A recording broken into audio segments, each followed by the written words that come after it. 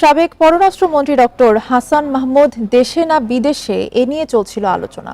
তবে তিনি সপরিবারে বেলজিয়ামে আছেন বলে নিশ্চিত হয়েছে ইন্ডিপেন্ডেন্ট টেলিভিশন। সেখান থেকে ফোনে কথাবার্তাও বলছেন ঢাকা চট্টগ্রামের ঘনিষ্ঠজনদের সঙ্গে। দেশ ছাড়ার 6 দিন পর 2রা সেপ্টেম্বর তার দেশ ত্যাগে দেওয়া হয় নিষেধাজ্ঞা। এ বিষয়ে আলোচনা করতে রাজধানীর মিরপুর ডিওএইচএস থেকে আমাদের সঙ্গে যোগ দিচ্ছেন ভূ রাজনীতি ও নিরাপত্তা বিশেষজ্ঞ অবসরপ্রাপ্ত ব্রিগেডিয়ার জেনারেল মোহাম্মদ শামীম কামাল। আপনাকে স্বাগত ইন্ডিপেন্ডেন্ট সংবাদে।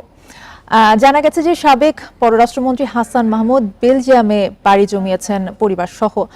আপনার কাছে প্রথমেই আমার যে প্রশ্ন সেটা হচ্ছে যে এত কড়াকড়ির পরেও আসলে তিনি কিভাবে দেশ ছাড়তে পারলেন?